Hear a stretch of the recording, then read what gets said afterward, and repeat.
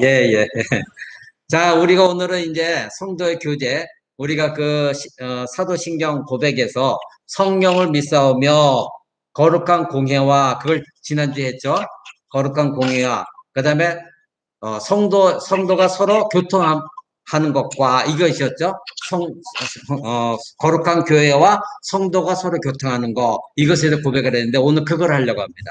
그래서 성령님을 고백하면서 성령님 고백 안에 거룩한 교회도 나오고 성령님을 고백함과 동시에 성도의 교제가 나옵니다. 그리고 다음 주에는 뭐가 있죠? 죄를 사해 주신 것과 몸이 다시 사는 것과 영원히 사는 것을 믿습니다. 이것을 성령 고백과 함께 나와요.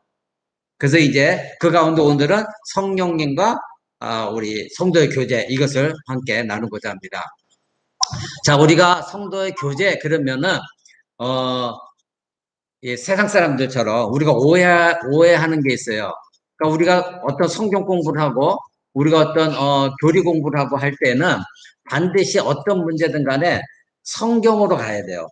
그 성경이 우리에게 뭐라고 말하느냐, 이것에 따라서 그것이 기준이 돼서 우리가 그 가르침에 따라가야 신자인 것이지, 성경을 따르지 아니하고 말하자면 내가 경험한 데서 내가 무엇을 경험했고 체험했고 그런 것에 따르기 시작하면 반드시 오류가 생기기 시작하는 거예요.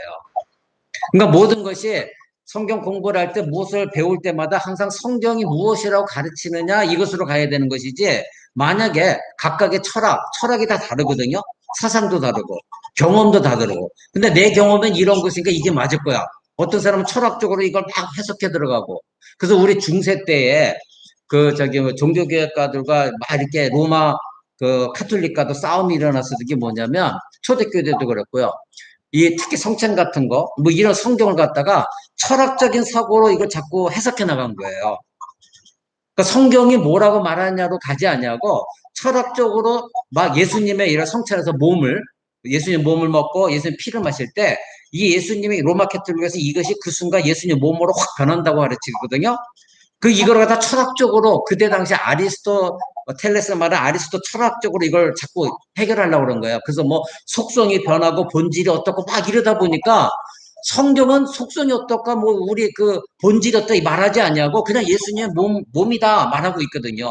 그럼 우리 믿는 사람들은 포도주지만 그것을 예수님의 몸으로 알고 먹는 거예요. 그렇죠? 떡이지만 물질적인 떡이에요. 이게 변화되는 게 아니에요. 예수님으로 확 변화되는 게 아니에요. 로마 카톨릭처럼 예수님이 하나님 우편에 앉아 계시다가 미사 드릴 때는 확 내려오셔서 그게 예수님 몸으로 바꿔진다? 그게 아니거든요.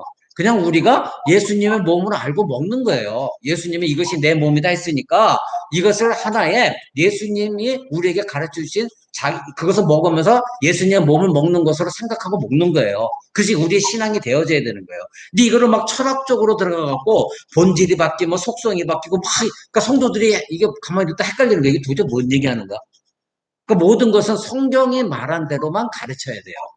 거기서 조금 더 유식하게 가르친다고 오버하면 뭐가 돼요? 철학으로 흐르고 엉뚱한 개인적인 인간적인 생각으로 바뀌어져 버려요. 오늘날 성도 이거 교제도 마찬가지예요. 우리가 내가 경험한 데서 뭔가 자꾸 얻으려고 하면 우리에게 반드시 오류가 있어요. 인간은 오류가 있기 때문에. 그죠? 인간은 완벽한 사람이 하나도 없어요. 다 오류가 있거든요. 근데 인간적인 내 경험을 얘기하기 시작하면 나는 내 경험은 이거고 저 사람 체험은 이건데, 그래서 이것이 체험 신앙의 간증이 들어가 보면 이 성경은 도외시가 돼버려요. 성경은 필요가 없어요. 그래서 우리가 예를 들어 기도가 무엇이냐, 금식이 무엇이냐, 뭐 이런 것들을 다 성경이 뭐라고 얘기했느냐, 거기에 따라서 기도란 이런 것이다, 금식은 이렇게 하는 것이다, 우리가 어제는 구제에 대해서 배웠는데 구제는 이렇게 하는 것이다, 이것을 우리가 배워나가야, 성경적으로 배워나가야 되는 거죠. 그래서 마찬가지로 성도의 교제라는 것을 물을 때도 우리의 경험에 비춰서 이해하려 하지 해서는 안 돼요. 그래서 성도의 교제를 잘 이해하지 못하는 이유는 뭐냐면, 성도의 교제를 이해하는 출발선이 성경이 아니라, 이 성경 말씀이 아니라 세상 사람들과 교제했던 경험에서 출발하다 보니까 성도의 교제를 오해를 해요. 성경이 말하는 성도의 교제가 무엇이냐 분명히 나와 있거든요. 근데 이것을 가르쳐 주지도 않으니까, 교리적으로 안 가르쳐 주니까 몰라. 그러니까 교회 안에 있는 성도들도 성도의 교제 그래서 먹고 마시고, 응? 그 뭐 가끔 은혜 얘기 나누다가 세상 얘기도 좀 하고 그 전혀 몰라 이게 도대체 성도의 교제가 뭔지. 성경은 분명 말하고 있는데 오늘 그래서 이거를 얘기하려고 합니다. 그래서 성경이 성도의 교제를 무엇이라 가르치는가 여기서 출발해야지. 사람들끼리 사귀는 거 그거 아니야? 서로 같이 밥 먹는 거 그거 아니야? 그럼 이거는 엉뚱한 곳으로 흐릅니다. 그래서 성도의 교제와 우리가 교회와 관계를 우리는 잘 알아야 돼요. 왜냐하면 성경을 통해서 성도의 교제가 무엇인지를 이해해야 되는데 먼저 살펴볼 것이 뭐냐면 성도의 교제와 교회의 관계가 무엇이냐예요. 그래서 성도의 교제가 따로 있고 교회가 따로 있냐 그것이 아니라 또 교회가 넓으니까 교회 안에 성도가 뭐 포함되지나 이것이 아니라 성도와 교제, 그렇죠? 성도의 교제와 교회가 이것이 무엇이냐. 지난 시간에 우리가 공교회, 교회에 대해서 뭐라고 배웠죠? 믿음의 일치라고 그랬잖아요. 그래서 참된 믿음, 즉 진정한 예수 그리스도가 나 때문에 십자가에 죽으셨고 부활하셨다는 것을 믿는 사람들이 모여진 것이 뭐다? 교회다. 그리고 그것이 그리스도의 몸이다. 그래서 성령께서 그 사람들에게 각각 그런 믿음을 깨닫게 하셔서 성령으로 말미암아 고백하게 하시고 성령으로 우리가 멀리 떨어져 있지만 영적으로 하나가 되어서 그리스도 몸에 접붙여진 것 이것이 교회다 그랬잖아요. 그렇죠? 그러면 그렇게 예수 그리스도의 몸에 접붙여진 성도들끼리의 교제도 그러한 관점에서 성경적으로 이해를 해야 올바른 성도의 교제가 나온다는 거예요. 무슨 말씀인지 이해되시죠? 자, 그러니까 성도의 교제 그러면 이제는 그냥 성도끼리 예배 끝나고 모여서 밥 먹고 이제 한국 교회는 요즘 그렇잖아요. 요즘 코로나 때문에 이제 각 교회에서 식사를 못하게 하니까 예배 끝나면 각자 식당에 가서 밥 먹고 이렇게 사귀는 것으로 그것만의 성도의 교제다 이렇게 생각해서는 안 된다는 거예요. 이거를 뛰어넘어야 돼요. 그래서 교회 안에 다양한 활동이 있으니까 그 활동 속에서 서로 만나는 거 이게 교제다. 이런 관점으로 생각해 되어지면 우리는 성경이 말하는 교제를 잘못 배운 것입니다. 자, 그래서 사도신경 안에는 교회란 성도의 교제라는 개념에 분명히 들어가 있어요. 즉 교회 자체가 성도의 교제가 완성되어지는 것이 교회 자체예요. 그러니까 이 교회라는 것을 자꾸 건물로 생각하니까 사람들이 이해를 못하는 거예요. 다시 말해 교회는 성경에서 말하는 교회는 뭐다? 공교회는 온 우주적인 교회로 영적인 교회로 예수님의 영적으로 접붙여진 모든 이 세상에 있는 세계 각 처지에 퍼져 있는 사람들이 예수님께 접붙여진 것을 교회, 공교회라고 분명히 말씀드렸죠. 이 개념을 가져야만 성도의 교제가 이해가 되죠. 그래서 교회란 성도의 교제다. 그것은 뭐예요? 예수님의 몸에 접붙여진 모든 사람들이 이미 교제하고 있어요. 무엇로? 참된 믿음으로, 참된 진리로. 그렇죠? 이미 교제가 일어나고 있는 거예요. 그러니까 교회의 중요한 특성은 교회란 곧 성도의 교제입니다. 이렇게 고백해야 돼요. 이것이 사도신경이 말하고 있는 내용이에요. 그러니까 성도의 교제란 말은 무슨 뜻이기에 교회 같은 말로 써야 되냐 이것을 지금 여러분과 알아보고 해요. 첫째, 성도 교제 말에 의미가 있어요. 자, 성도의 교제라는 말은 라틴어로 제가 이게 라틴어 우리 코람데오도 라틴어예요. 라틴어 코람데오예요. 그래서 라틴어로 코람데오라는 거는 하나님 앞에서. 근데 왜 라틴어로 얘기하느냐? 중세 때는 이 라틴어가 무슨 말이었죠? 귀족 언어였어요. 귀족 언어. 그리고 외교적인 언어였어요. 중세 때는. 그래서 이 라틴어가 배운 사람들만 그리고 좀 귀족에 속한 사람들만 쓰는 말이 라틴어였어요. 근데 이게 그때 당시에 성경이 라틴어로 쓰여졌단 말이에요. 그러니까 유럽에는 라틴어를 쓰는 사람들은 상류층이고 그리고 일반 사람들은 라틴어를 쓴 게 아니라 각자 나라 말을 썼어요. 지금은 유럽이 EU라고 해서 한 나라로 경제권이 하나가 돼버렸잖아요. 그렇지만 그들도 지금 독일은 독일말 쓰고 뭐 화라는 화란말 쓰고 네덜란드는 프랑스는 프랑스말 쓰잖아요. 근데 그때 당시에는 라틴어가 공용어였어요. 그래서 로마 캐톨릭에서도 모든 성경이나 그리고 사제들이 설교할 때는 독일에서 설교를 해도 독일말로 하지 않고 라틴어로 했어요. 그리고 성경도 라틴어 성경밖에 없었어요. 그러니까 로마 캐톨릭이 그렇게 부정부패를 벌이고 그렇게 횡포를 부려도 이 백성들이 알지 못했던 이유가 뭐였냐면은 성경은 일반 백성들은 성경을 읽을 수가 없었어요. 라틴어로 써있기 때문에. 그리고 그것은 귀족 언어이기 때문에 누가 감히 일반 사람들을 배울 그런 기회도 없었어요. 그러니까 어떻게 해요? 사제들이 성경을 라틴어로 읽고 교황이나 사제들이 자기들이 해석해갖고 일반 백성들을 가르쳐줬어요. 그럼 일반 백성들은 라틴어를 못 읽으니까 그게 맞는가 보다 하고 그대로 받아들였던 거예요. 그런데 종교개혁이 일어날 즈음에 이제 로마 캐톨릭의 잘못된 것을 알기 시작하면서 어떻게 종교개혁가들이 성경을 각 나라 말로 해석하기 시작했어요. 근데 그때 마침 중세에 인쇄술이 발달했어요. 그래갖고 이제는 그 각각 해석된 거를 어떻게 해요? 독일은 독일 말로, 프랑스는 프랑스 말로, 일반 민중이 사용하는 말로 인쇄하면서 퍼뜨리기 시작했어요, 성경을. 그러니까 일반 대중이 성경을 읽다 보니까 이거 아니네? 여태까지 로마 교황이나 사제들 가르친 내용과 다르네? 그래서 종교개혁이 불붙듯이 일어난 거예요. 그래서 그때 당시에 모든 성경에 라틴어로 되어 있었기 때문에 성도의 교제라는 말도 성경에 이제 라틴어로 나오는데 그게 뭐냐면 생크토럼 코뮤니오라는 말이에요. 그래서 여기서 코뮤니오라는 말이 여기서 나온 것이 영어 코뮤니온이에요. 코뮤니온.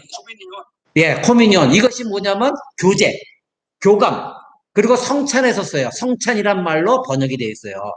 그러니까 영어가 대부분 다 뿌리가 어디서 나왔어요? 라틴어에서 나왔어요. 라틴어하고 그 다음에 저게 헬라어. 그러니까 언어라는 거 다 뿌리들이 있어요. 찾아 올라가면. 그래서 영어에 코미니언이라는 것이 뭐냐면 바로 라틴어 코미니오 여기서 나온 거예요. 바로 이 코미니오 이게 뭐냐 교제, 교감 그리고 성찬 주님의 성찬에 이 코미니언이 쓰였어요. 그러니까 초대교회, 고대교회는 교회를 설명하기 위해서 사도신경에서 단순히 교회를 믿습니다 이런 말에다가 뭐라고 하면 교회는 곧 성도의 교제입니다. 즉 거룩한 공부에도 믿고 또한 동시에 성도의 교제도 믿습니다. 이것이 성령 하나님을 믿는 것에 포함됩니다. 이렇게 된 거예요. 사도신경이. 무슨 말씀인지 알겠죠?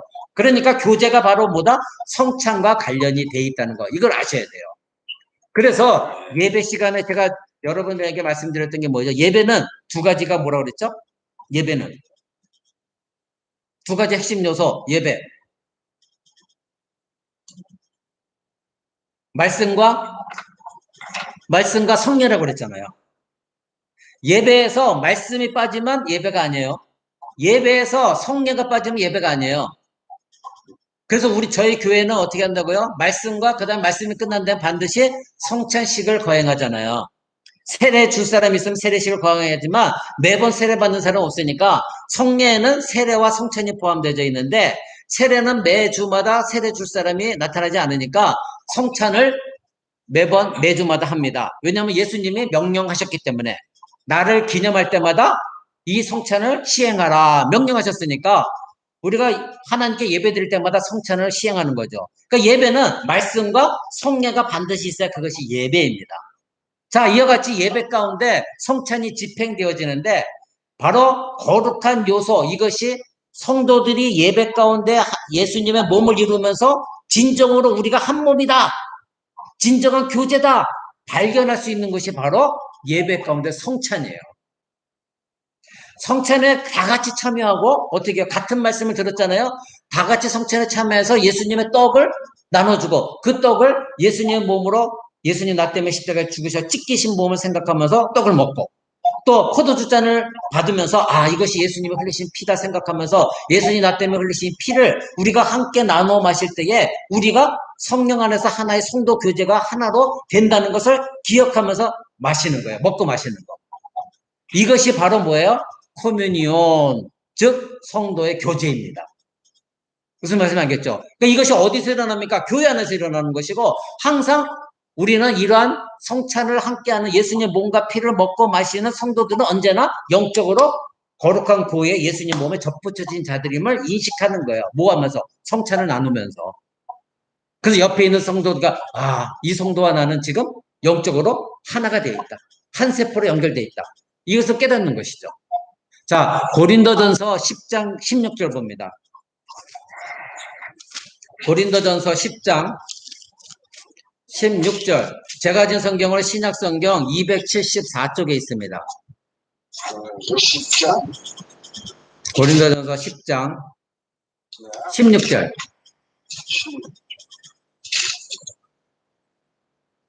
한번 읽어보시겠어요? 축복하는 바 축복의 자는 그리스도의 피에 참여함이 아니며 우리가 때는 떡은 그리스도의 몸 참여함이 아니냐. 떡이 하나요 많은 우리가 이 이는 우리가 다 한 떡에 참여함이라. 네, 아멘. 자, 그렇게 돼 있죠. 자, 우리가 축복하는 바 축복의 잔, 즉 우리가 성찬에서 예수님의 피를 마시는 거, 이 축복의 잔은 그리스도의 피에 동참하는 것이 아니라, 즉 원어로 얘기하면, 헬라어로 얘기하면 우리가 그리스도의 피 속으로 들어가는 거 아니냐, 이렇게 표현되어 있어요. 그러니까 영어로 하면 into예요. into. 그리스도 피 안으로 들어간다는 표현이에요. 무슨 말이겠죠? 이것을 저희 헬라어로 애인이라는 건데, 이것을 그리스도 안으로, 그 피 안으로 들어간다. 자, 그러면 우리가 그 예수 그리스도 피를 마실 때에 우리 성도 모두가 다 예수 그리스도 피 안으로 들어가서 거기에 참여한다는 거예요. 그것이 바로 지금 고린도전서 10장 16절이 말하는 거예요. 그 축복의 잔, 그것은 그리스도의 피에 참여하는 것이 아니냐. 또 우리가 떼는 떡은 그리스도 몸 안으로 들어가는 거, 그리스도 몸 안으로 들어가서 우리가 함께 참여하는 것이 아니냐, 이렇게 말하고 있는 거예요. 그래서 11절에 읽으신 대로 떡이 하나요, 몸이 하나다. 떡이 하나고, 예수님의 떡은 예수님의 몸을 말하잖아요. 몸이 하나니까, 떡이 하나니까 예수님의 몸도 하나다. 그런데 이는 우리가 다 그 한 떡에 참여했다. 그 한 떡의 안에 들어가서 우리가 함께 있는 것이다. 이것이 성찬이라는 거예요. 여기서 성도의 교제가, 온전한 교제가 이루어진다는 것입니다. 그래서 우리가 성찬이란 말을 코미니오, 라틴어로, 그리고 영어로는 코미니언, 이렇게 성찬을 코미니언이라고 말하고 있는 거예요. 그런데 헬러어로는 이걸 뭐라고 그랬냐? 코이노니아라고 그랬어요. 코이노니아. 그러니까 헬러어로 코이노니아라는 건 뭐냐면 친교, 교제라는 뜻이에요. 그러니까 다 비슷비슷한 말이에요. 그러니까 코이노니아 그러면 성도들이 함께 교제하는 거, 이것을 코이노니아, 라틴어로는 코미니오, 그리고 영어로는 코미니온, 이것이 성찬, 성도 간의 교제인 것입니다. 그러니까 성찬에서 일어난 성찬의 상이 성도의 교제가 되는 이유는 뭐라고요? 바로 성도의 교제라는 말의 참 의미가 성찬과 관련되어 있기 때문에 성찬은 곧 성도의 교제라는 의미가 된다는 거예요. 바로 우리가 그래서 성도 교제를 이해할 때는 사람들 간의 사귐, 그것을 측면에서 생각할 것이 아니라 거룩하신 예수 그리스도, 우리의 머리신 예수 그리스도, 우리는 그 머리신 예수 그리스도 몸에 모두가 접붙여진 상태 속에서 참여하는 각 지체들 간의 교제를 우리는 성경이 말하는 성도의 교제다, 이렇게 말하고 있는 거예요. 아멘. 아멘. 그래서 이 고린도전서 말, 아까 말한 그 코이노냐, 이것은 바로 참여. 너희가 예수님의 피에 참여함이 아니냐, 이것이 코이노냐 아니냐, 즉 코미니온 아니냐, 이것이에요. 그래서 우리가 축복하는 자는 그리스도의 피에 참여하는 거 아니냐, 그리스도 피에 안으로 들어가는 거 아니냐, 이것이 성도의 교제예요. 그러면 생각해 보세요. 거짓된 신자들은 아무리 교회 다녀도 성찬에 설사 참여한다 할지라도 그들은 아무리 성찬에 잔을 마시고 예수님의 몸을 먹어도 성경적으로 그들은 우리와 성도의 교제가 이루어질까요? 안 이루어지죠. 절대 안 이루어져요. 자기는 그렇다 생각하지만 하나님의 법칙 속은 절대 이루어지지 않습니다. 그러니까 교회 안에 유사 그리스도는 많지만 참된 그리스도에만 한해서 이게 성도의 교제가 이루어진다는 거예요. 그래서 사도 바울 선생이 저희 교회도 이제 그 성찬식 할 때마다, 지금은 코로나19 때문에 비대면 예배이기 때문에 우리가 성찬식은 못하지만 성찬식 할 때마다 꼭 읽어드리는 게 있어요. 그러면 사도 바울이 너희가 이 성찬의 의미가 무엇인지 알고 먹고 마셔라. 그래서 만약에 무슨 의미인지 알지 못하고 먹고 마시면 어떻게 된다? 너희의 죄가 너희에게 된다는 거예요. 너희가 죄를 먹고 마신다는 거예요. 무서운 거죠. 그러니까 아까 말씀드린 대로 유사 그리스도인이 있잖아요. 진짜 그리스도인이 아닌데 그리스도 하는 사람들, 그 사람들은 성찬에, 우리는 인간이니까 모르니까 성찬에 참여하는 것은 굉장히 자기 자신의 저주예요. 그래서 우리 교회는 언제나 성찬에 참여하기 위해서 뭐 합니까? 철저하게 죄를 고백하는 회개 시간을 갖습니다. 왜? 이 성찬이 무슨 의미인지를 분명히 알고 먹고 마셔야 되기 때문에. 그래서 분별하고 먹으라고 그랬거든요. 분별이 뭐죠? 이건 그냥 떡이나 그냥 포도주가 아니라는 거예요. 비록 물리적인 떡이고 물리적인 포도주지만 그러나 그렇게만 보지 말고 이것은 분명히 예수님의 몸이요 예수님의 피로 생각하고 먹어야 되기 때문에 분별하고 먹고 마시라는 거예요. 그럼 분별한다는 건 뭐야? 내가 지금 예수님 나 때문에 죽으셨는데 그 몸을 먹고 피를 마시러 성찬에 참여하는데 내 죄는 그대로 놔둔 채로 나는 여전히 죄가 그대로 있는 상태 속에서 잔뜩 하나님 진노를 갖고 있는 자녀가 가서 성찬을 맞이한다면 이것도 안 되잖아요. 그죠? 생각해 보세요. 어떤 사랑하는 사람이, 사랑하는 애인이 나한테 막 달려오는데 그 옷에 피가 잔뜩 묻어있는 상태로 나한테 달려온다면 아무리 사랑해도 여러분 안아주겠어요? 안다 보면 나한테 다 묻을 텐데 내가 흰 옷을 입고 있다면 참 꺼려지잖아요. 그죠?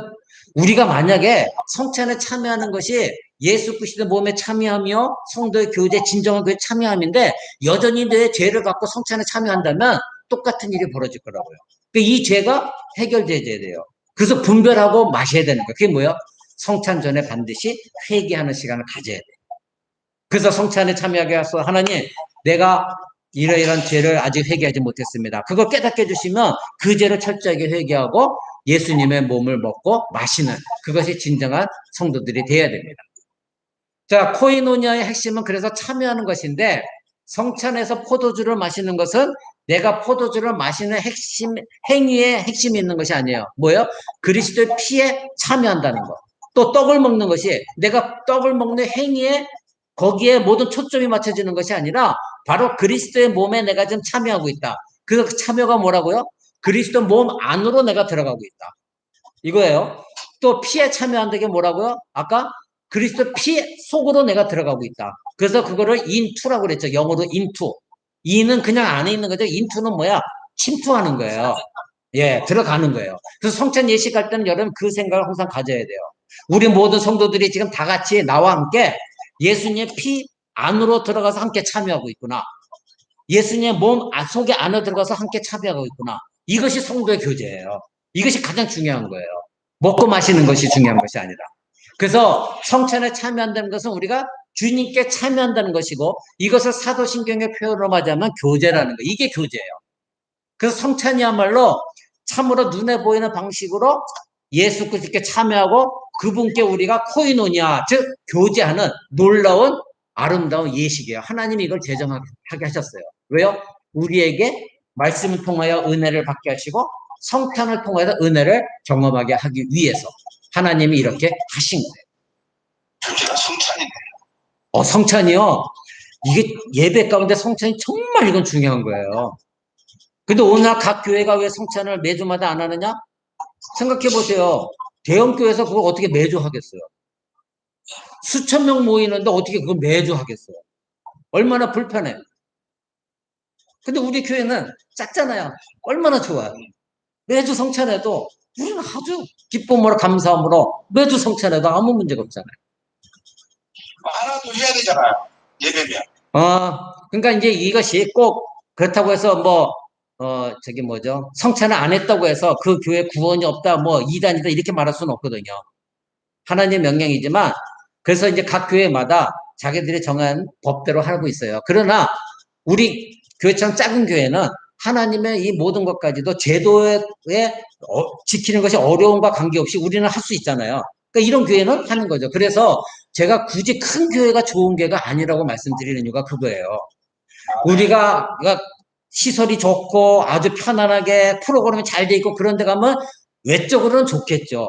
근데 거기에 가서 성도들을 전부 일일이 그 사람들을 아나요? 여러분들 그 사람들과 성찬에서 일일이 정말 형제님 자매님 하면서 하나요? 아니요, 뭐 누가 누군지도 몰라. 누가 우리 성도인지도 몰라. 목사들도 저 사람이 내 성도인지도 몰라요. 근데 작은 교회는 그래서 우리 이제 개혁주의 목사님들은 그래요. 정말 성도들하고 정말 올바른 예배, 성찬, 교제를 하면 잘 좋은 사이즈는 200명에서 300명이에요. 맥시멈. 그러면 목사님이 그 성도들 다 알아요. 그래서 그 성도들 한 사람 한 사람 각 가정을 위해서 기도할 수가 있어요. 근데 그거 넘어가 버리면 누가 누군지 몰라 기도도 할 수가 없어요. 그 성도들 각 가정을 위해서. 그리고 성찬도 하기가 정말 힘들어요. 그거 어떻게 매주 할 거예요? 이 성찬이 굉장히 중요한 거예요. 고린도에서 보면 성찬에 대해서 사도 바울이 설명을 많이 하고 있거든요. 예수님도 죽으시기 전에 이 성찬에 대해서 아주 귀중하게 여기셨잖아요. 마지막 만찬을 통해서. 그 다음에 성찬을 통해서 예수님이 뭐해서 오병이의 기적을 일으켰었을 때 거기서도 예수님이 성찬의 참된 의미가 무엇인가를 구약시대의 만나, 하늘에서 내렸던 만나와 예수님이 오병이의 기적을 일으킨 떡과 그것과 연결시켜서 예수님 말씀하시는 걸 보게 돼요. 좀 더 깊은 얘기인데 그건 그때 가서 제가 또 설명드릴게요. 그러니까 우리는 보여지는 거, 이스라엘 백성들의 망한 이유가 뭐죠? 그들은 하늘에서 내려오는 떡, 그 만나 보여지는 것에 초점을 맞췄어요. 그죠? 근데 예수님이 뭐라 그랬죠? 그런 이스라엘 백성들이 오병이어 기적을 일으키고 나서 우리 조상도 하늘에서 내려온 떡을 먹었습니다. 그랬더니 예수님 뭐라 그래요? 너희 조상들은 그 하늘에서 내려온 떡을 먹어도 죽었다. 그런데 내가 주는 떡, 나는 하늘에서 내려오는 떡인데 나를 먹으면 죽는 일이 없다. 영생할 것이다. 그게 뭐야? 같은 떡이라 할지라도 하늘에서 내려왔다 할지라도 성찬을 통해서 먹는 떡과 너희가 육신을 위해서 먹는 떡과는 전혀 다르다는 것을 오병이어를 통해서 말씀하세요. 그래서 뭐라고 그러죠? 너희가 나를 쫓아온 이유는 너희가 영생을 얻기 위해서 쫓아온 것이 아니라 내가 떡을 베풀었으니까 배부르기 위해서 나를 지금 쫓아오는 것이다. 정확하게 그들을 마음속에 있는 것을 말씀하시죠. 그게 뭐예요? 너희가 만약에 나를 진짜 믿었다면 너희가 이 오병이의 떡을 먹고 나를 쫓는 것이 아니라 이 떡이 가리키고 있는 최종적으로 지향하는 것이 뭐다? 예수님 십자가 죽음과 예수님의 피와 예수님 몸인데 그것을 알고 먹으면 영생인데 너희는 지금도 깨닫지 못하고 뭐다? 나를 배불리게 하는 이 떡을 먹기 위해서 나를 쫓아오고 있다. 예수님 그걸 말씀하신 거예요. 굉장히 중요한 말씀이거든요. 우리 그 오병이어의 기적을 우리는 툭하면 뭐 하나님 이렇게 기적을 베푸셨습니다. 이거에만 초점 맞추는데 예수님 그것에 초점 맞추려고 하신 것이 아니에요. 물론 기적은 대단한 거예요. 근데 예수님의 숨은 뜻은 뭐였냐면 내 몸 하늘에서 내려온 내 몸을 너희가 먹어야 산다는 거예요. 그게 뭐예요? 그리스도인들만이 참여하는 성찬, 거기서 참여하는 자가 영생을 얻는다는 거예요. 아멘? 그만큼 이게 성찬이 중요한 것입니다. 저 오늘 그것이 아니기 때문에 그 나중에 제가 또 자세히 설명드릴게요. 자, 이제 성경에서 사귄다는 것의 의미를 알아보기로 합니다. 성경에서 말하는 사귐이 그게 무엇이냐? 즉 성경에는 성도들 간의 사귐이 있다고 하는데 이것이 단순히 사랑과의 교제를 의미하지 않는다고 아까 말씀드렸어요. 그럼 성도들 간의 교제라는 것은 일반적으로 그리고 본질적으로 일반적인 사람들의 사귐과는 다른 거예요. 그러면 어떤 사귐이냐? 핵심이 있습니다. 요한일서 1장 3절을 봅니다. 신약성경 요한일서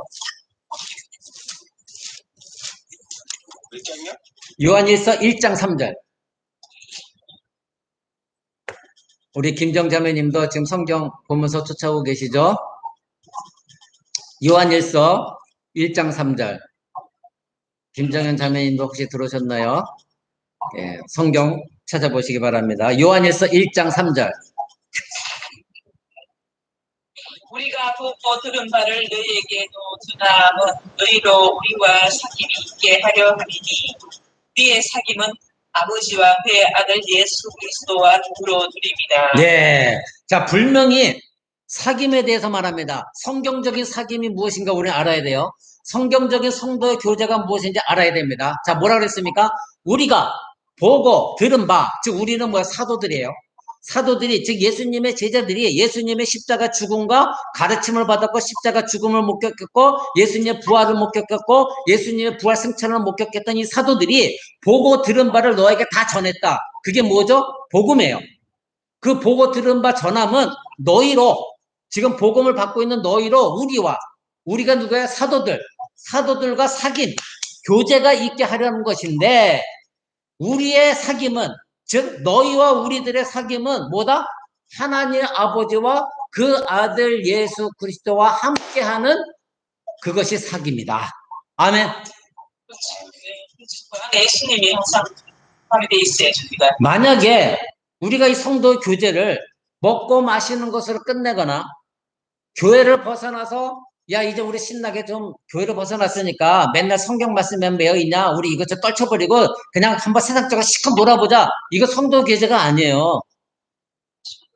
이거 성도들이 뭔가 잘못 생각하고 있어요. 분명히 지금 사도 요한은 뭐라고 그랬냐면 자기 자신이 복음을 전하는 이유를 뭐라고요? 너희와 즉 복음 받는 너희와 복음 전하는 우리 사도들과 뭐가 있게 하려고?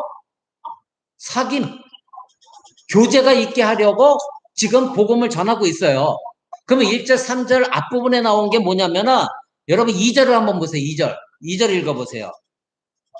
이 생명이 나타내심 받은지라 이 영원한 생명을 우리가 보았고 증언하여 너희에게 전하노니 이는 아버지와 함께 계시다가 우리에게 나타내심 받은지라. 예. 자, 이 생명이 뭐예요? 예수 그리스도를 말하는 거예요. 예수 그리스도는 생명이요, 진리요, 길이라고 그랬죠. 예수님은 생명이에요. 또 예수님은 말씀이에요. 자, 생명이 나타내신 바 됐는데 이 영원한 생명을 우리가 봤다. 그 얘기는 뭐예요? 지금 영원한 영생이신 예수님 자체를 사도들은 봤잖아요. 그리고 뭐 했어요? 증거했어요. 그리고 너에게 전화했어요. 그런데 이 예수님은 뭐다? 하나님 아버지와 함께 계시다가 우리에게 나타내신 바 된 생명 그 자체 본질이신 예수님이라는 거예요. 근데 이 예수님을 뭐다? 우리가 보고 들은 바를 너에게 전하였다. 그럼 결국 뭐 했다? 예수님을 전했다는 것이죠. 근데 그 예수님 뭐예요? 생명의 말씀이에요. 어떻게 하라고? 1장 1절 보세요. 뭐라고 돼 있어요? 태초부터 있는 생명의 말씀에 관하여 우리가 들을까요? 눈으로 볼까요? 자세히 보고 우리의 손으로 만질까요? 예, 이건 뭐를 얘기하는 거죠? 생명의 말씀에 관하여는 이게 생명의 말씀 예수님이기 때문에 이들이 뭐라고 해서 우리가 봤다. 우리가 예수님부터 들었다. 눈으로 예수님을 봤다. 그리고 주목하였다. 그리고 우리가 손으로도 만져봤다. 그들은 예수님을 타치했잖아요. 그러니까 여기서 예수님을 뭐라고 표현하고 있어요? 생명의 말씀. 그리고 2절에서는 생명. 근데 우리가 지금 이것을 너에게 전하는 이유는 너희와 우리가 사귐이 있게 하고 결국은 너희가 하나님 아버지와 예수 그리스도와 함께 있게 하려고 우리가 이것을 전하는 것이다. 결국은 뭐야? 성도의 교제라는 것은 사도들을 통하여서 진리의 말씀을 전하고 진리의 말씀을 받은 사람들이 바로 그 사람끼리 사귐이 있고 이 사귐 안에는 반드시 뭐가 있다? 하나님 아버지와 예수 그리스도와 함께 하시는 사귐이다. 이것이 성도의 교제다. 분명히 말하고 있는 것이죠. 아멘? 아멘. 그러니까 거기에는 말씀이 빠지면, 그죠? 말씀이 빠지는 상태에 사귐이 있다 그러면 이 성경 말씀에 위배되는 거죠. 그쵸? 두 번째로는 하나님과 예수 그리스도가 빠지면 그 사귐은 성도의 교제라고 할 수가 없는 것이죠. 맞습니까? 틀립니까? 맞습니다. 네. 그러니까 사도는 이들에게 이와 같이 말씀 전하는 것은 사귐 때문인데 그 사귐이 뭐다? 바로 사귐의 본질은 말씀으로 인해서 너희가 믿음을 가지고 그 진리 안에서 하나님 아버지와 예수 그리스도 사귀는 거 이것이 교제다. 이것이 사귐이다. 이렇게 말하고 있는 거예요. 자, 그러면 분명히 깨달았습니다. 말씀 전달을 통해서 되어지는 것이다. 그렇죠? 두 번째로는 하나님 아버지와 예수 그리스도 사귐이다. 그렇죠? 이것을 분명히 여러분 기억하고 성도들 간의 교제라는 것은 사람들 간의 교제와는 완전히 틀리다. 이것을 여러분 아셔야 돼요. 즉 하나님 아버지와 그 아들 예수 그리스도와 사귐이 바로 우리들의 교제다. 아멘. 근데 그 도구는 뭐다? 말씀이다. 오늘 이거 분명히 우리 깨달았습니다. 자, 그러면 요한일서 우리가 아까 6장 7절을 봤잖아요. 1장 6절. 만약 우리가 하나님과 사귐이 있다고 어두운 6절 안 봤네? 6절 봤죠? 안 봤어요. 야, 이거 한번 읽어보시겠어요? 만일 우리가 하나님과 어둠에 행하면 거짓말을 나도 진리를 하지 아니하는 거니와 그가 빛 가운데 있는 것 같이 우리도 빛 가운데 행하면 우리가 서로 나를 예수의 피가 우리를 모든 죄에서 깨끗하게 하실 것이다. 아멘. 자, 6절에 7절 잘 보십니다. 다시 한번 봅니다. 너희가 사귄다고 하면서 즉 하나님과 교제한다고 하면서 진리 가운데 행하지 아니하면 이것에 여러분이 방점을 찍어야 돼요.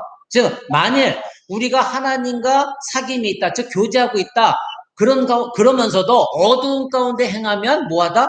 거짓말하는 자다. 어두운 가운데 행한다는 게 뭐예요? 우리는 빛의 자녀예요. 예수 믿기 전에는 어두움 속에 속했던 자녀들이에요. 근데 예수 그리스도를 믿음으로 말미암아 성령께서 우리를 하나님의 자녀, 즉 빛 가운데 인도해서 빛의 자녀인데, 우리가 하나님과 사귐이 있습니다. 성찬에 참여하면서도 여전히 예수 믿기 전에 어두움 속에서 행하였던 그 일을 계속 버린다면 그 사람은 진리 가운데 행하는 것이 아니라 거짓말하는 사람이다. 즉 위선자다 이겁니다. 그리고 저가 빛 가운데, 하나님이 빛 가운데 계신 것 같이 우리도 빛 가운데에서 행하면 우리가 서로 사귐이 있다는 거예요. 하나님은 빛이에요. 참 빛이에요. 우리가 물리적으로 보여지는 이 빛이 하나님의 참 빛이라 말하는 게 아니에요. 이 세상은 태양이 있기 전부터 빛이 있었어요. 그건 아시죠? 참 빛은 오직 예수 그리스도예요. 무슨 말씀 하겠죠? 태양이 있기 전에 참 빛인 예수 그리스도예요. 근데 그 빛 안으로 우리가 들어갔어요. 근데 우리가 빛 가운데 있는 그 하나님 예수님 빛 가운데 있는 것처럼 우리가 빛 가운데서 행하면 우리가 사귐이 있는 것이 증명이 된다는 거예요. 근데 만약에 우리가 빛이 있습니다 하면서도 어두운 일을 하고 악한 일을 하고 예전에 예수 믿기 전에 일을 자꾸 한다면 그 사람은 거짓말을 하는 거라는 거예요. 네. 그런데 그러면서 뭐예요? 우리가 그렇게 있으면 예수님의 피가 우리 모든 죄에서 다 깨끗게 하신다는 거예요. 자, 우리가 하나님과의 사귐이라는 것, 하나님과 사귄다는 것이 바로 성도와의 교제였기 때문에 이 말씀은 결국 뭐냐면 성도끼리도 교제한다. 즉 성도끼리 진리 가운데 있지 아니하면 그 성도의 교제가 아니다. 교제가 아니에요. 네? 자, 다시 아까 우리가 하나님의 말씀, 진리의 말씀으로만이 사귐이 있고 그 사귐은 하나님과 예수 그리스도 안에서 사귐이라고 그랬어요. 근데 이것을 알면서 하나님과 사귐이 있다면서도 어두운 가운데 행하면 거짓말이라고 그랬어요. 그래서 빛 가운데 하나님과 사귐이 있는 자는 진리를 아는 자요. 이 진리가 그 가운데 있어서 이제는 진리를 서로 나누어진 성도들과 진리 가운데 말하고 행하는 것이 성도의 교제라는 거예요. 무슨 말인지 이해가 되셨죠? 자, 그러면은 만약에 성도끼리 만나서 식사하고 차 마시고 뭐 교제하면서 이것도 교제야 한다 그러면 교제일 수 있어요. 그런데 거기서 지금까지 우리가 말한 바로 진리, 즉 하나님 말씀, 그 다음 이것 가운데도 너와 나는 성도의 교제를 하는데 너와 내가 다 하나님과 예수 그리스도 안에 사귐이 있는 상태 속에서 성도인 너와 내가 지금 교제하고 있다. 이 상황이 아니고 세상적인 생각을 가지고 야 우리 교회에서 이제 벗어났으니까 오랜만에 사람들도 없고 스트레스 좀 풀고 술도 좀 마셔가면서 야 교인들도 술 마실 수 있지 뭐 어떠냐. 그래서 좀 남도 좀 흉보고 우리 스트레스 좀 풀자. 차 마셔가면서 때로는 아유 부모도 욕하고 남편도 욕하고 야, 너 니네 남편 어떠니? 니네 아내 어떠니? 막 이래가면서 니네 시부모는 어때? 나는 이 시부모 때문에 나 미치겠어. 막 이렇게 스트레스 풀고 이것이 성도의 교제가 아니에요. 그래서 같이 밥 먹고 차 마시면서 우리 오늘 뭐 우리 구역 식구간에 오늘 모였다. 그래서 구역 식구간에 오늘 이렇게 뭐 재미난 교제했다. 이거는 지금까지 우리가 알고 있는 사귐에 맞습니까? 틀립니까? 틀리죠. 그건 성도의 교제입니까? 아닙니까? 아니죠. 아닙니다. 성도의 교제가 아닙니다. 다시 말씀드립니다. 아까 오늘 말씀드릴 때 서두에 뭐라고 그랬죠? 우리는 무엇이 됐든 간에 성경 공부가 됐든 교리가 됐든 무엇이든 성경에서 뭐라고 가르치느냐에 따라서 우리는 그 가르침에 따라 받아들이고 행해야 되는 거예요. 아멘. 이걸 오늘 성경 공부에 전제를 뒀어요. 그러면 성경에서 말하는 성도의 교제 사귐이 뭐라고 그랬어요? 아까 요한일서 1장 바로 예수 그리스도 우리가 만난 그 예수 그리스도 보고 들은 생명의 말씀인 예수 그리스도 그분을 너희가 너에게 전하는데 전하는 이유는 뭐다? 진리를 전하는 이유는 너희와 내가 진리 안에서 사귐이 있으려고 교제하려고 교제가 있으려고. 그러면 이 교제는 뭐다? 살아계신 하나님과 아버지와 예수 그리스도와 또 사귐이 되는 것이다. 이렇게 말씀드렸잖아요.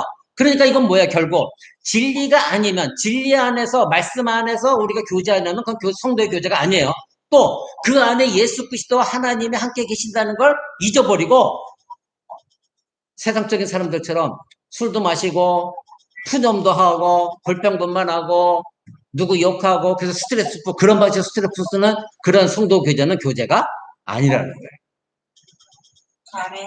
오늘날 조국교회도 뭐 교구 모임, 그 뭐죠 구역 모임 이래갖고 남자들은 직장 가지만 여자분들은 모여가지고 한국엔 그런 말이 있어요. 낮에 좋은 음식점 가면은 여자 투성이래요. 여자들이 그렇게 많대요. 특히 중년 부인들이. 그래서 흔히 하는 말로 그래요. 남편들이 불쌍하다고. 남편들은 직장 가서 열심히 일하면서 겨우 구내 식당에서 밥 먹는데 여자들은 낮에 저렇게 좋은 식당 돌아서 여자끼리 모여가지고 이렇게 맛있는 밥, 유명한 집에 밥 먹는데요. 근데 대부분이 대화하는 내용 들어보면 다 기독교인들이에요. 다 교회, 그러니까 뭐 하나님 말하고 그런데요. 그래서 뭐 무슨 집사님, 무슨 뭐 집사님, 권사님 이런데요. 근데 그들이 하는 얘기를 쭉 들어보면 전부 뭐 목사 욕하고 교회 욕하고 불평하고 우리 시부모 욕하고 뭐 남편이 어떻고 자녀가 어떻고 맨 이런 얘기를 한대요. 그러니까 그게 무슨 교제냐 이거예요. 그 스트레스 풀러 나온 게 그런 세상 사람들도 그런 방식으로 교제하고 스트레스 풀어요. 근데 우리 성도들은 성경이 그렇게 하라고 했나요? 아니죠. 내가 끌어안고 하나님과 나의 관계 속에서 하나님께 토설하는 거예요. 하나님, 내가 정말 힘듭니다. 내 자식이 청소년기가 되면 너무 힘듭니다. 하나님, 내가 말씀으로 가르치지 못해서 이건 내가 아는데 내가 잘못한 겁니다. 그러나 이제부터는 말씀을 가르칠 테니 하나님, 우리 아들 성령께서 제발 사로잡으셔서 하나님 앞에 바로 설 수 있게 해달라고 거기다 하나님 앞에 토설하는 게 더 나아요. 그리고 더 빨라. 해결점이 빨라. 그쵸? 내 남편 정말 지금 망난입니다. 근데 이거 어떻게 방법을 내가 같이 화를 내고 같이 때려 부수고 욕해도 변하지 않습니다. 안 변해요. 그죠? 왜 인간은 서로 똑같아 감정적으로 싸우는데 어떻게 해요? 먼저 믿은 사람이 불쌍히고 하나님께 무릎 꿇는 거죠. 하나님 도와주세요. 이거는 내가 할 일이 아닙니다. 내가 이제부터 하나님 말씀을 순종하면 내가 먼저 변할 테니 하나님 나를 통해서 성령 하나님이 저 사람을 변화시켜 주시고 저 사람의 영혼을 구원해 주옵소서. 그래서 우리 가정이 정말로 행복한 가정, 하나님 보시 기뻐하고 우리가 함께 예배드리는 귀한 가정이 되게 해달라고. 또 우리 시부모님 하나님 알지 못해서 저렇습니다. 근데 내가 너무나 힘듭니다. 그러나 예수님도 나를 위해 십자가 지셨으니 나도 그 십자가를 지고 하나님께 기도합니다. 주님 도와주세요.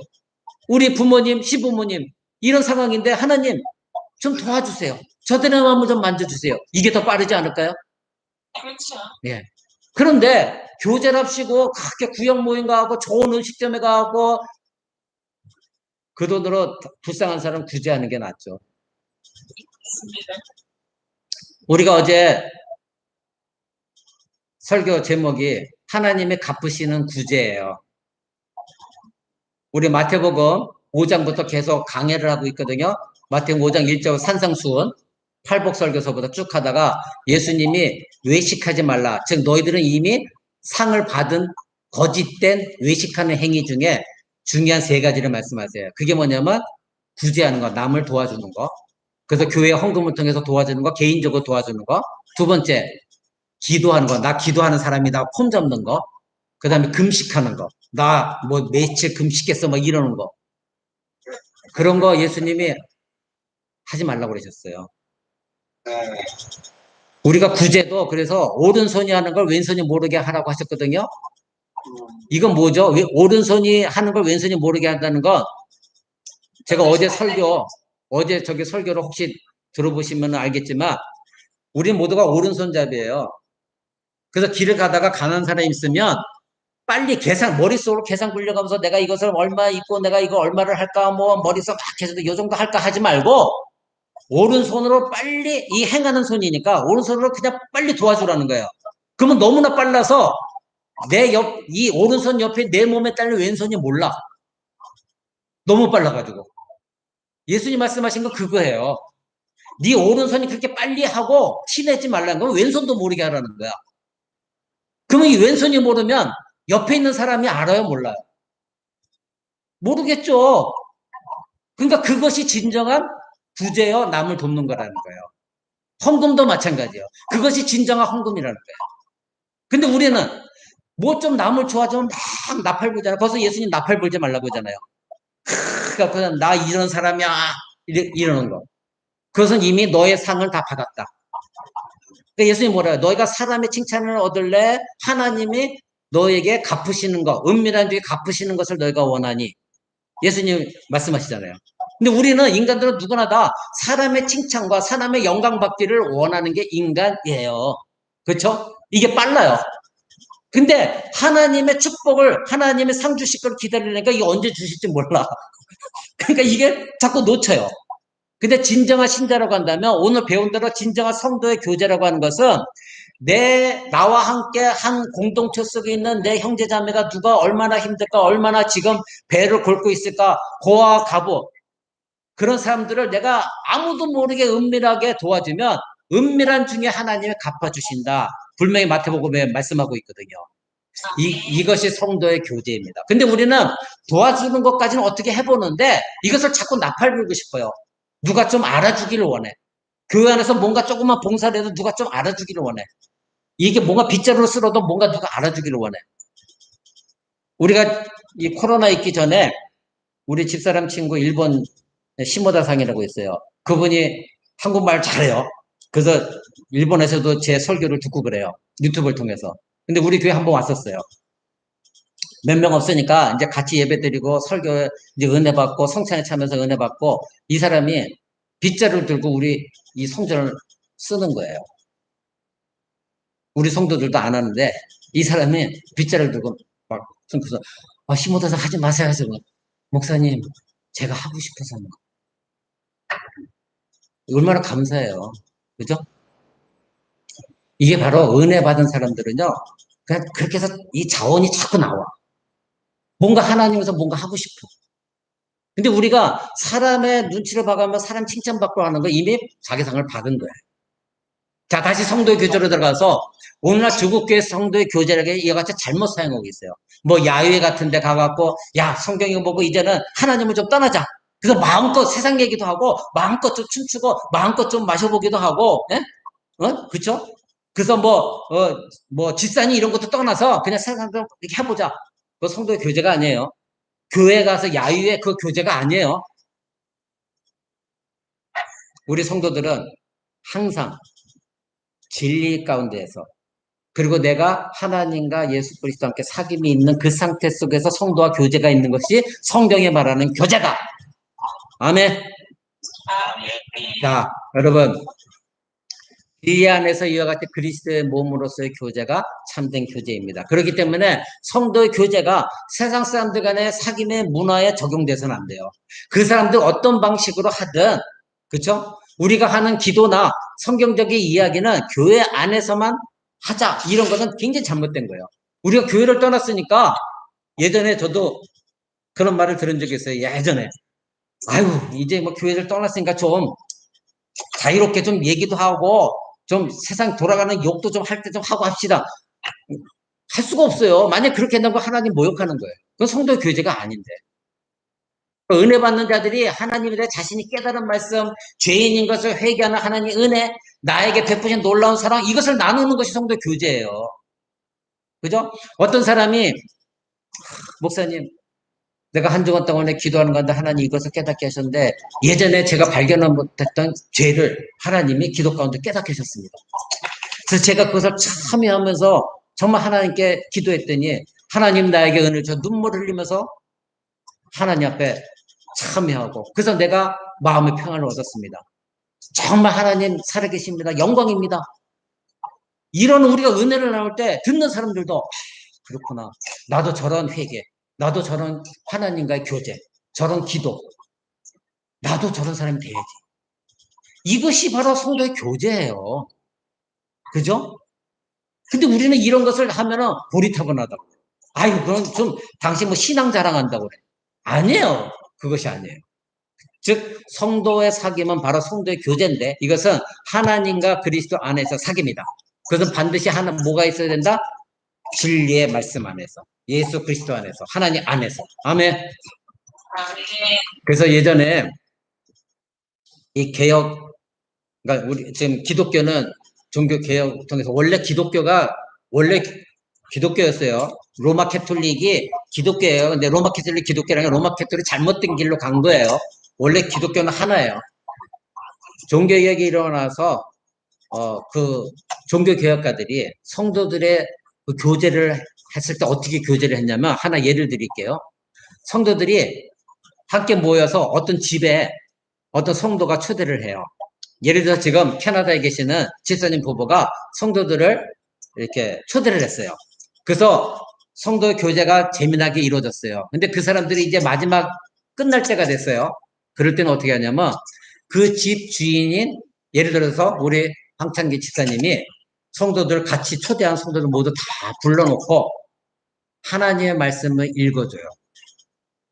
그 집 주인이 하나님을, 만약 목사가 있다면 목사가 하지만, 목사가 없다면 그 집 주인이 하나님 말씀을 읽어주고, 그 집 주인이 거기에 모이는 모든 성도들을 위해서 대표 기도를 해줘요.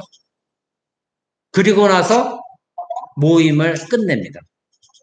자, 하나님의 말씀으로 우리가 함께 모여서 성도의 교제를 아름답게 나눴어요. 식사 교제도 했어요. 그래서 그 안에 오고 가는 대화가 예수 그리스도와 하나님, 그렇죠? 우리 성도의 은혜 받은 삶 나눴어요. 이제 끝날 시간이 되었어요. 마지막 마무리도 하나님 말씀을 읽어주고, 그 말씀 뒤에 집주인이 여기 모이는 모든 성도들을 우리 주 예수 그리스도 안에서 항상 복 주시라고 축복하며 기도하고 마치는 것이 성도의 교제입니다. 아멘. 종교개혁가들이, 후손들이 유럽에서, 특히 화란에서는 이렇게 시행을 했어요. 얼마나 아름다워요. 그죠? 두 분이 혹시 기회가 되면 한번 이것을 실천해 보시기 바랍니다. 예.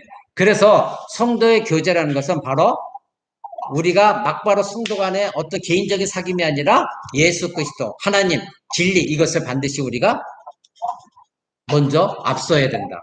그래서 우리가 아까 성찬을 하게 할 때 성도의 교제는 반드시 성찬 안에서 이해를 해야 된다. 이거 꼭 기억하시기 바랍니다. 그래서 우리가 예배 드릴 때 예배만 드리는 것이 아니라 바로 우리가 성찬에 참여함으로 말미암아 몸된 교회라는 것이 예수 그리스도 몸인데, 그 몸 안에 우리가 모두가 몸 속에 들어가서, 피 속에 들어가서 하나가 되어지는 것, 이것이 바로 교제다. 이것을 우리는 깨달아야 됩니다. 그래서 우리가 성도의 교제는 첫째, 교회를 세우는 방향으로 교제가 있어야 돼요. 무슨 말인지 알겠죠? 즉 하나님의, 예수 그리스도의 몸을 세워나가는 방향으로 성도의 교제가 일어나야 돼요. 이해가 되셨죠?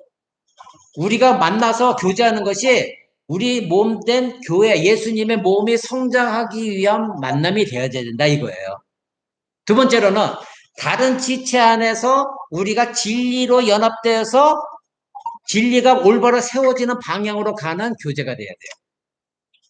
그러니까 세상 얘기하는 것이 아니라 하나님의 말씀 안에서 교제하며 은혜를 나누면서 진리가 계속해서 세워져 가서 그 옆에서 얘기 듣는 연약한 신자도, 그것이 진리의 말씀이구나, 저 권사님은 이런 진리의 말씀을 깨달아서 이와 같이 하나님께 깊은 교제하고 있구나, 그 사람도 진리가 세워지는 거예요. 옆에 듣는 사람이. 다른 사람은 나는 지금 시험에 들어있는데, 이 집사님이 저렇게 진리의 말씀 가지고 우리에게 고백하는 거 보니까 나는 시험에 들었으면 빨리 깨달아야 되겠네. 다시 하나님의 말씀 돌아가야겠구나. 나도 은혜로 회복해야 되겠구나. 어떻게 해요? 진리 안에서 계속 세워져 가는 거죠. 이러한 방향으로 가는 것이 성도의 교제가 되어져야 되는 것입니다. 아멘. 그러니까 결국은 뭐냐? 인간의 즐거움으로 만나는 성도의 교제가 아니라 보다 교회를 세우는 데 목적을 두어야 된다, 이거예요. 아멘. 에베소서 4장 12절 봅니다. 4장 12절. 제가 가진 성경으로는 신약성경 313쪽에 있습니다. 에베소서 4장 12절.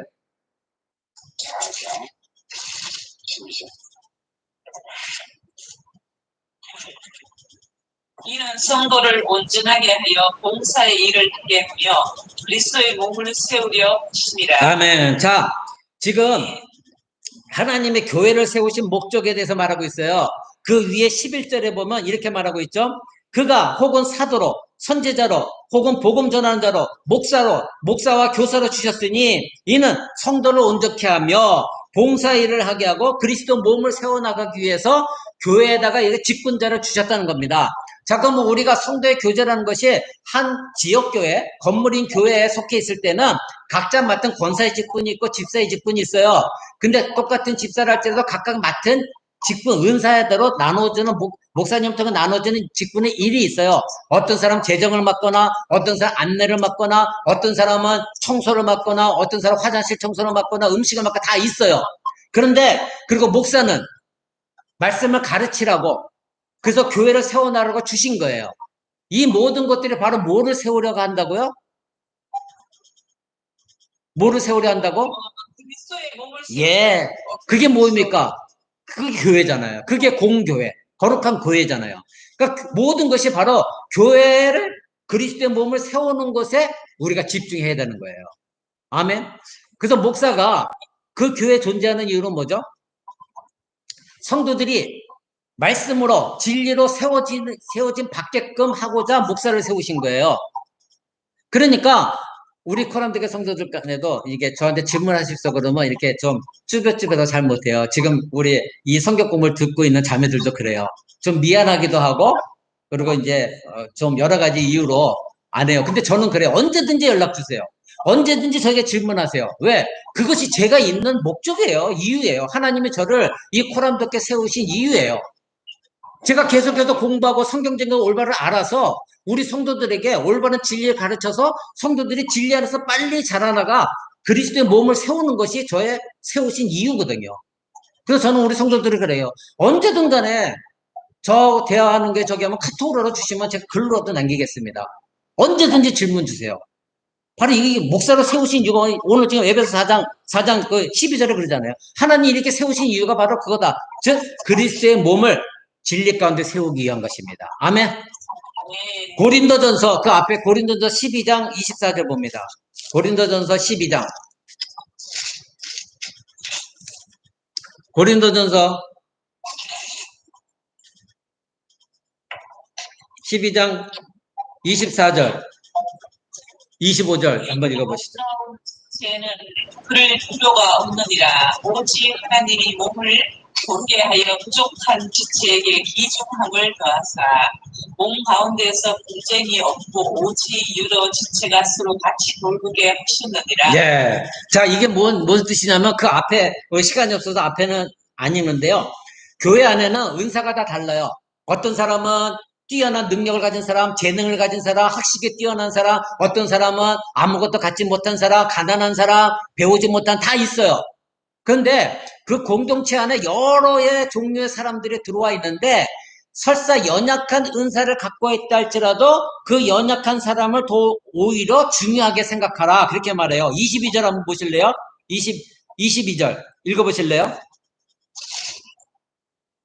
뿐 아니라 더 약하게 보이는 몸의 지체가 도리어 여긴하고 우리가 몸에 덜 귀히 여기는 그것들을 더욱 귀한 것으로 입혀주며 우리의 아름답지 못한 지체는 더욱 아름다운 것을 예, 이것은 뭐냐면 약한 성도들, 능력이 없고 이렇게 연약하고 물질도 없고 또 교회로 특별하게 힘을 쏟지 못할 것 같지만 그런 사람일수록 더 어떻게 하라? 요긴하게 여기라는 거예요.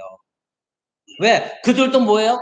그리스도에 접붙여진 그리스도의 몸이기 때문에 능력 있는 사람들은 돌봐주지 않아도 자기가 능력이 있기 때문에 모두 해나가요. 근데 연약한 은사를 갖고 있다 할지 연약한 은사 가지고 있는 사람들은 우리가 더 중요하게 여기서 그들을 세워나가야 교회 몸이 어떻게 되죠? 건강한 몸으로 세워가는 것이죠. 근데 오늘날 조국교회 보세요. 좀 괜찮은 교회만 조금 이렇게 저기 한 사람은 쳐다도 안 보잖아요. 남놈. 그래서 사도들이 뭐라 그래요? 너희가 깨끗한 옷 입고 온 사람들만 너희가 환영하느냐? 아니다. 남는 옷을 입고 온 사람들은 먼저 받아들이라는 거예요. 차별하지 말라는 거예요. 근데 오늘 조국교회 보면요. 특히 좀 큰 교회일수록 자꾸 그런 게 막 구역 모임 같은 것들도 그런 게 이게 구별점이 있어요. 절대 그거 안 좋은 거예요. 끼리끼리 모이는 거. 이거 굉장히 안 좋은 거예요. 아까 사귐은 뭐다? 진리, 말씀. 그리고 그리스도 안에서 하나님 안에서 사귐. 그리스도의 몸을 세워나가는 사귐. 이것이 성도의 교제입니다. 아멘. 그렇기 때문에 우리 그리스도의 인들은 성도들의 이 공동체가 성도의 교제가 타 종교나 또 사회단체, 그 사람들이 하는 자원봉사 그런 것처럼 그런 공동체로 생각해서는 안 돼요. 우린 그들과 전혀 다른 교제라는 걸 알아야 돼요. 그러니까 공동체 같은데 뭐 이렇게 타 종교 같은 데는 구제를 하더라도 반드시 반대급부 이게 있어야 그들은 그래서 공로패를 주고 이래야 그들이 좀 사진도 찍고 하잖아요. 제가 어제도 설교 시간에 그 얘기했어요. 교회도 그래요. 이게 사진 찍는 거 좋아해요. 그래서 예를 들어서 성교 언급하거나 남을 도와줄 때 꼭 사진을 찍어서 보여주고 그건 이미 성경대로 하면 이미 자기 상을 다 받았다 그래요. 뭐든지 다 은밀하게 하는 겁니다. 오늘 제가 읽어드린 요한일서 1장 3절 우리가 보고 들은 바를 너희에게 전한 것은 너희로 우리와 사귐이 있게 하는 것이고 우리의 사귐은 바로 뭐다? 하나님과 그리스도와의 사귐이다. 아멘. 그러니까 진리. 바로 성도의 교제는 진리에 의한 교제. 하나님과 그리스도 안에서의 사귐. 이것이 성도의 교제라는 거. 여러분 꼭 기억하시기 바랍니다. 아멘. 아멘. 질문 받습니다.